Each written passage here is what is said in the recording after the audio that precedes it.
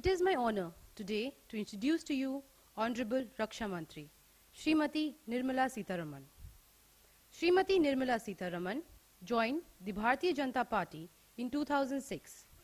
She has been a member of party's national executive since 2008 and was its national spokesperson between 2010 and 2014. Her political career has been characterized by a succession of remarkable achievements, and she is currently an elected member of India's upper house of parliament, the Rajya Sabha.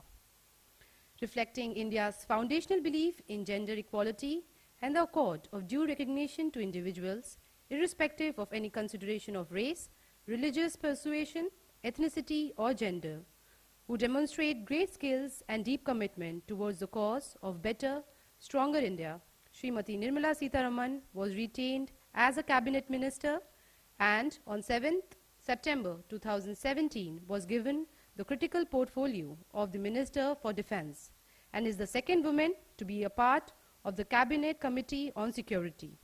I now invite Smt Nirmala Sitharaman to deliver the commemorative address.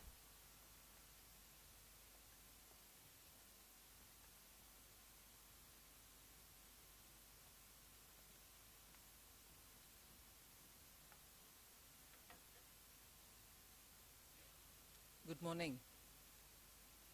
Shri Nitin Gadkari ji, my senior colleague and the Minister for Shipping, Road Transport and Highways. Admiral Lamba, Chief of Naval Staff. Admiral Dhawan, Chairman of the National Maritime Foundation. Mr. Stephen Lovegrove, Permanent Secretary, Ministry of Defence from the United Kingdom. Admiral Vijay Gunaratne, Chief of Defence Staff from Sri Lanka. Excellencies, Ambassadors, High Commissioners,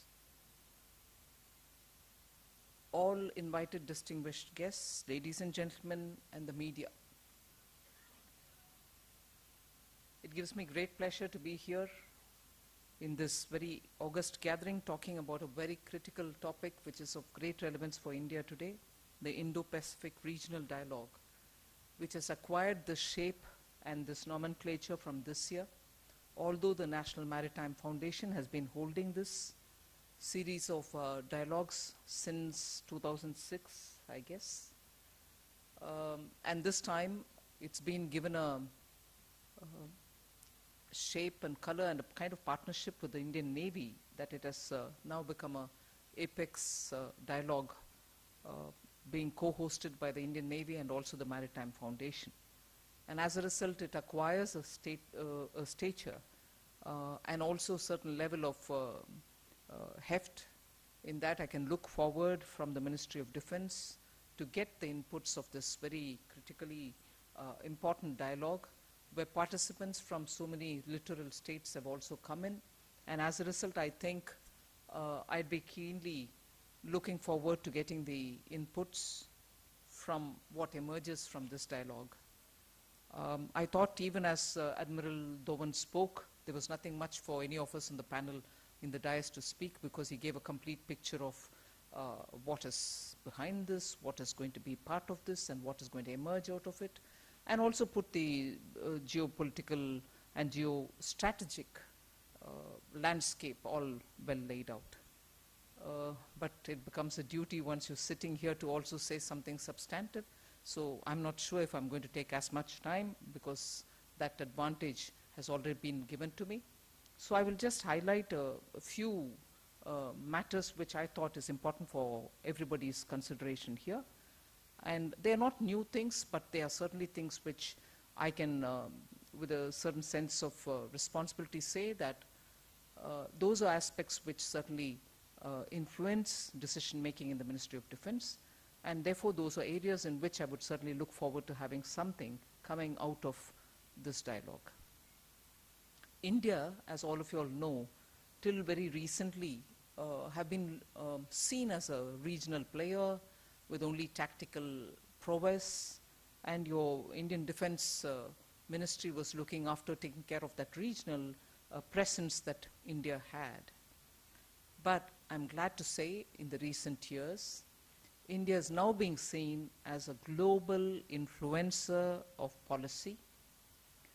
It takes its leadership role globally seriously, and being sufficiently infused by the soft power that it can wield, by the other strengths that it has, whether it's of its democracy, rules-based system, a shared value system among many of us participants here today, whether it is because its manpower is so skilled.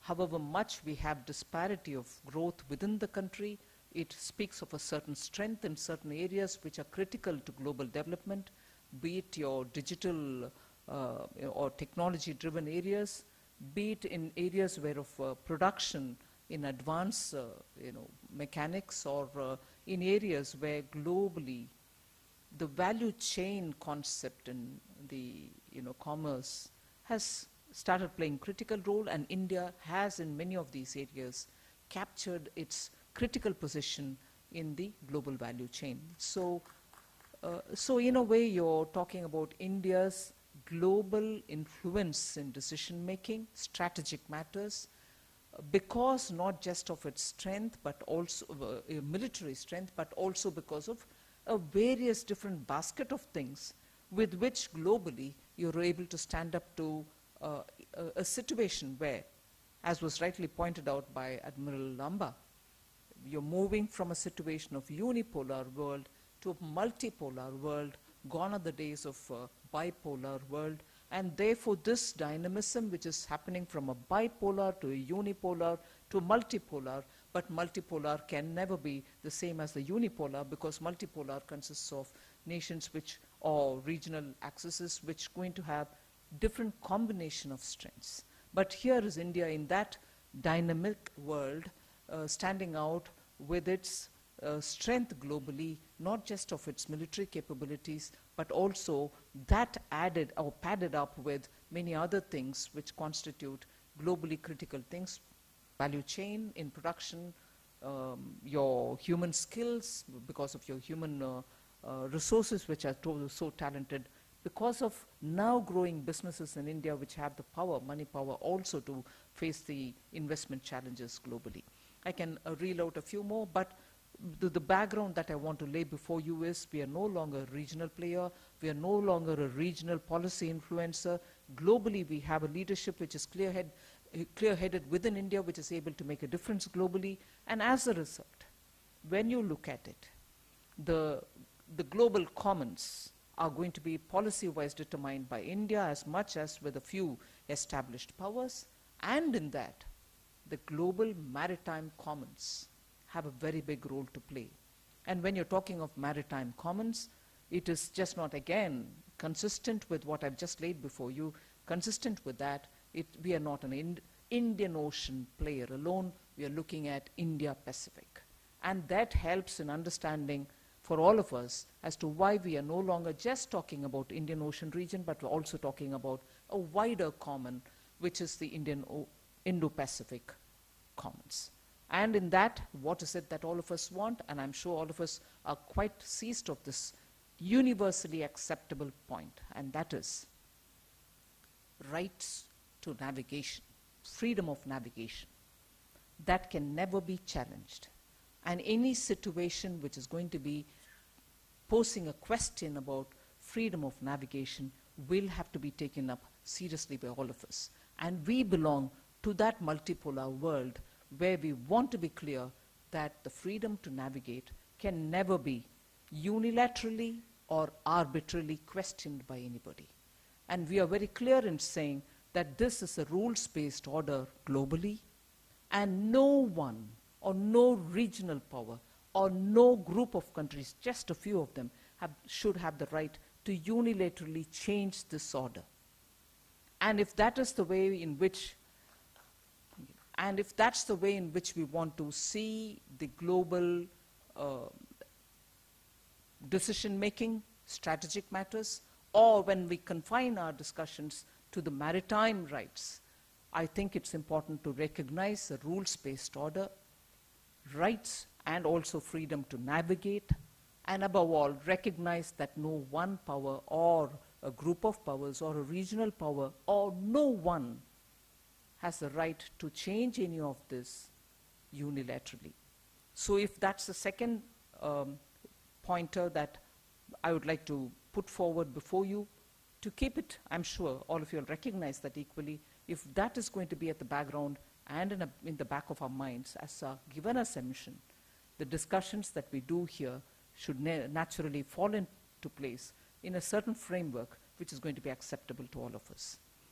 Now, if this is how we look at maritime order, after all, your maritime and your mercantile interests cannot be in conflict with each other. So the merchandise trade that we're talking about, and most speakers before me have very clearly said, in the Indo-Pacific region, particularly if you narrow down to the Indian Ocean region, the extent of trade which happens, just not of oil, but of any kind of cargo, its size in the global trade, and if that is how trade has got to be moving freely, what happens to countries which depend on this trade, whether they are exporters or for those countries who are importers. No one is exclusively an exporter or an importer. So you need to have a continuous flow, undisturbed flow, unthreatened flow. So with that kept in mind, I think we have to again take as an assumption that merchandise or mercantile interests are never going to be in conflict with your maritime interests. In other words, they coexist at the same time, help each other. Because there's merchandise interests, mercantile interests, you need to make sure that your maritime interests are protected. And only when your maritime interests are protected, your merchandise and mercantile interests are going to be ensured. So we have to keep in our minds that commerce precedes trade, security, but security, without security, commerce is never going to happen. So in that, considering the cost-effective ways in which, Sri Gadkariji will of course tell you why it helps to have waterways and sea-based trade, water-based trade, because it's so cost-effective. But cost-effective is one of the factors, and as a result, it necessitates greater diversion of resources towards maritime security. The third, because I've come down to the cost, I will say, because costs are so enormous when it comes to security and security considerations, be it on land, be it on sea, the expenditure cannot be affordable for any one country. So even though you're a multipolar world and you talk about each one's domain in which you have to protect and ensure you have enough endowments to have your preparedness adequately funded, be it in the Navy, be it in the Air Force, be it in the Army, costs are unbelievably very high. And each country cannot, therefore, just be taking care of its own resources to keep its army in full preparedness. At least in the maritime area, it has to be on the ground that costs will have to be shareable, if that's a word which you permit me to use. And therefore, the very relationship and the maritime accords that you build with countries, whether it's bilateral or multilateral, acquire a very significant domain and space, and that has to be recognized, because global order, which is what I repeat, will have to be rules-based. And if multilateral rules-based global order, which is what the UN has been trying to implement, has got its weak links, forming your maritime alliances can only help in rationalizing the cost. Of course, cost cannot be completely looked at from the point of view of cost sharing only, but I think cost can be rationalized, and therefore military preparedness can be effectively managed even with what I can say limited resources, because you optimally utilize what, and the point that the Permanent Secretary from the UK very clearly said about interoperability. That principle is now increasingly being used, and that also makes it possible for us to rationalize on costs. And on that too, I would like to understand the effectiveness of interoperability when you're talking in terms of preparedness in maritime areas. One major point which I would definitely like to throw before you is the landscape with which we are talking when we are talking of the Indo-Pacific region. nothing again new, but something which I'd like to draw your attention to is, what is this region looking like? You have emerging powers like India, China, and Iran. You have many facilitating powers which have also their history, which also have a very strong aspiration to be given their right to their freedom, like Singapore, like Indonesia, like Vietnam, like many of the ASEAN countries. Then you also have established powers, but which have a different kind of limitation, like Russia, like Japan. Different kind of limitations they face is the population constraints, aging population, and so on. Then you also have, finally, countries which are distant to your area, but when you're talking of Indo-Pacific, you also include them because they have a certain flow to the Pacific, the United States, and in a way, the UK. So you have almost covered all the continents. You have covered very clearly the expanse of waters which flow freely, but certainly you're looking at constraints because of your continental shelf, because of your economic zone within the waters. But no more, because ultimately when you're looking at connectivity, it's not just water-based or land-based, it's also the digital connectivity, looking at the space connectivity.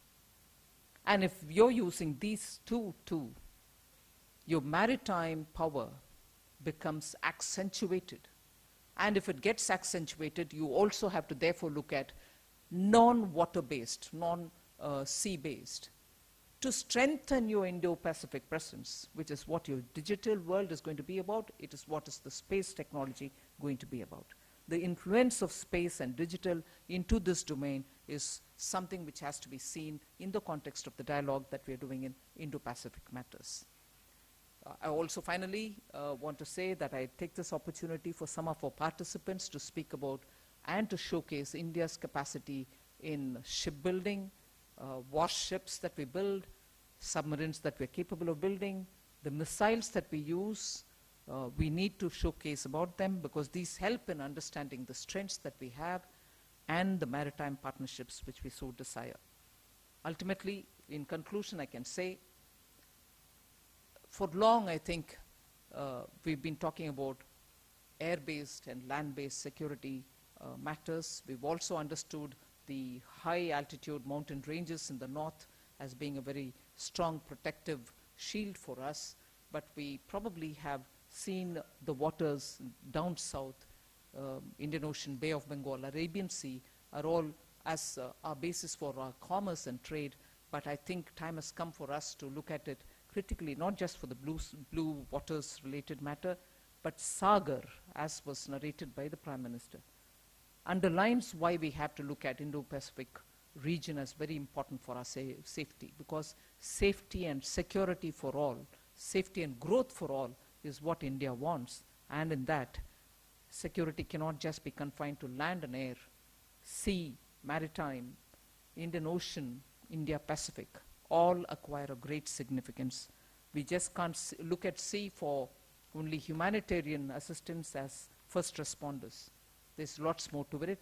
I'm grateful that the participants have recognized that India has a big role to play in anti-piracy, but also look at a force which is going to be capable of looking at settlements in seas, newer islands, islands which have no habitation, less islands, but getting newer habitations are all issues of security. With this said, thank you very much for inviting me today here. I think I'll very keenly look forward to the outcome of what this dialogue is going to give us. Jai Hind.